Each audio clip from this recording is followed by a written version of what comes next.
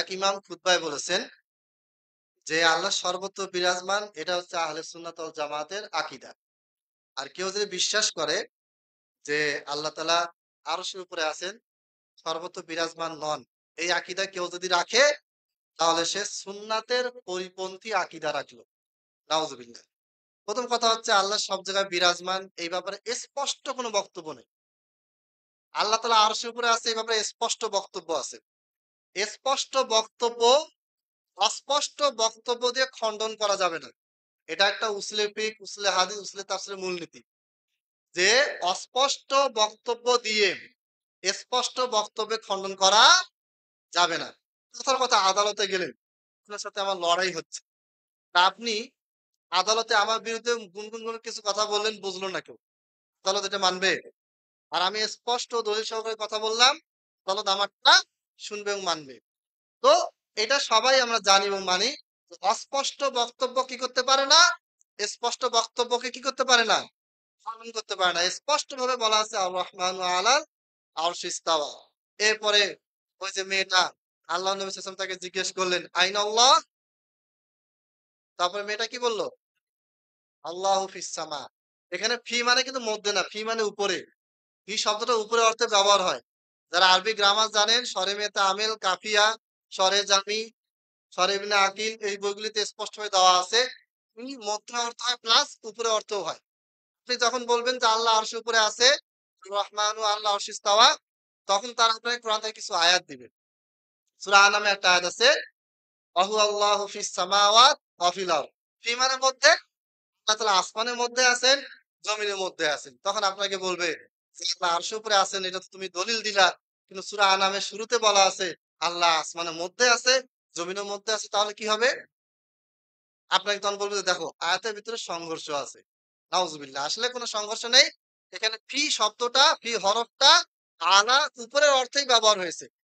যেকোনো গ্রামার বইতে, নাহুর যেকোনো কিতাবে, হেদায়াতুন নাহু, কাফিয়া, শরমেতে আমেল, আরো কিতাব আছে, শরে কতুল নাদা, তাবাল্লুস সদা, যত কিতাব আছে, হাজারটা কিতাবের নাম বলা যাবে, শরে মোল্লা জামি, সব কিতাবেই ফি শব্দটা যে মধ্যে অর্থে ব্যবহার হয়, প্লাস ফি শব্দটা কি অর্থে ব্যবহার হয়?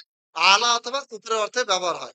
অতএব কোরআন এবং হাদিসে প্রমাণিত যে আল্লাহ তাআলা সর্বত্র বিরাজমান নন, তিনি কোথায় আছেন? আসমানের উপরে। ইমাম আবু হানিফা রাহিমাহুল্লাহর দিকে নিসবত করা একটা কিতাব।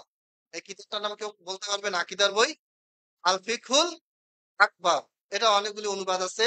সর্বপ্রথম এটা অনুবাদ করেছিলেন ঢাকা বিশ্ববিদ্যালয়ের একজন অধ্যাপক ডক্টর মুস্তাফিজুর রহমান, মারা গেছেন। তিনি একজন বড় হানাফি আলেম ছিলেন। তিনি সর্বপ্রথম এটা অনুবাদ করেন। পরবর্তীতে আরো বেশ কিছু অনুবাদ হয়েছে। তার মধ্যে সবচেয়ে প্রসিদ্ধ যেটা, সেটা হচ্ছে আমাদের খন্দকার আব্দুল্লাহ জাহাঙ্গীর রাহিমাহুল্লাহের। তিনিও হানাফি আলেম, বড় আলেম, আকীদায়ে সালাফি। মাসলায় অনেক ক্ষেত্রে হানাফি মাযহাবে দিয়ে গেছেন। তিনি স্পষ্টভাবে এটা আলোচনা করেছেন যে ইমাম আবু হানিফা রাহিমাহুল্লাহর মতে আল্লাহ তাআলা সব জায়গায় বিরাজমান নন, বরং আল্লাহ তাআলা কোথায় আছেন? আরশের উপরে আছেন। ইমাম ইবনে জারির আত-তাবারি, তাফসীরে তাবারিতে আল্লাহ তাআলা যে আরশের উপরে আছে, মুকাতিল বিন হাইয়ান, অনেক তাবি তাবে তাবি থেকে রেফারেন্স এনেছেন, অনেক দলিল আছে। ডক্টর আমিনুল জাকারিয়া হাফেজের একটা কিতাব আছে 550 পেজের, রহমান আরশের উপরে উঠেছেন, এই বইটা পড়বেন, অসংখ্য দলিল দেওয়া আছে। আরেকটা অনুবাদ বই এখানে আছে, কিতাবুল আরশ, হাফেজ জাহাবী রাহিমাহুল্লাহ প্রণীত, আব্দুল্লাহ মাহমুদ ভাই অনুবাদ করেছেন। এই বইটা তো অসংখ্য দলিল দেওয়া আছে। এগুলি পড়বেন, ইনশাআল্লাহ সবকিছু ক্লিয়ার হয়ে যাবে। আর যেই দলিলগুলি দিয়ে আল্লাহকে সর্বত্র বিরাজমান প্রমাণ করা হচ্ছে, ওই দলিলগুলিতেই আল্লাহ তাআলা সর্বত্র বিরাজমান নন, এটা বোঝানো হয়েছে। মানে আপনার জমি দিয়ে আপনাকে আমি বাস দিয়ে যাচ্ছি যে এটা তোমার জমি না, এটা আমার জমি, কিন্তু লেখা আছে এটা আপনার জমি। মানে যেই আয়াতে প্রমাণ করা হচ্ছে যে আল্লাহ সব জায়গায় বিরাজমান, ওই আয়াতে বলা হচ্ছে যে আল্লাহ তাআলা শ্রবণ শক্তি আছে, তারপরে দর্শন শক্তি আছে, বলা আছে। তো তাহলে কুদরতের মাধ্যমে তিনি আছেন, ক্ষমতার মাধ্যমে আছেন, সত্তাগতভাবে তিনি সবার সাথে নেই। তবে আহলে সুন্নাত ওয়াল জামাতের আকীদা এটাই। চার মাযহাবের চার ইমাম, আরো পূর্বে যারা আছে, ইমাম তাহাবী হানাফি মাযহাবের বড় একজন ইমাম। তারটা হয়েছে আকিদাতুত তাহাবী। এইখানেও ওইটা যতগুলি ব্যাখ্যা আছে তার মধ্যে ইমাম ইবনে আবিল ইজ আল হানাফি রাহিমাহুল্লাহ, তিনি শরহে আকিদাতুত তাহাবী এটা একটা ব্যাখ্যা লিখেছেন। তিনিও হানাফি বড় আলেম। তিনিও আল্লাহ তাআলা আরশের উপরে আছেন এটার পক্ষে বলেছেন। আল্লাহ তাআলা সব জায়গায় বিরাজমান এটা তিনি বলেন নাই। অতএব আল্লাহ তাআলা সর্বত্র বিরাজমান, এটা জাহমিয়াদের কুফরি আকীদা। ইমাম বুখারী এত নরম ব্যক্তি, তিনি পর্যন্ত বলেছেন আল জাহমিয়াতু কুফফারুন, জাহমিয়ারা কাফের, তাদের পিছনে সালাত হবে না। অত্যন্ত নরম ব্যক্তি এই জায়গায় এসে কঠোর হয়ে গেলেন। ফুতওয়া ফালিল ইবাদ, এই বইটাতে ফতোয়াটা পাওয়া যাবে। তাহলে সুন্নাত ওয়াল জামাতের আকীদা কোনটা? আল্লাহ সর্বত্র বিরাজমান নন। তিনি আরশের উপরে আছেন। কিভাবে আছেন? কেমন করে আছেন? স্রষ্টার সৃষ্টি, সৃষ্টি থেকে তিনি আলাদা আছেন। কিভাবে আলাদা? এই ব্যাপারে কোন প্রশ্নের উত্তর দেওয়ার ক্ষমতা আল্লাহ আমাদেরকে দেন নাই। প্রশ্নও করা যাবে না। আল্লাহ কোথায় আছেন এইটুকু প্রশ্ন হাদিসে পাওয়া যায়। এইটুকু প্রশ্ন করা যাবে। এর চেয়ে বেশি প্রশ্ন করা যাবে না।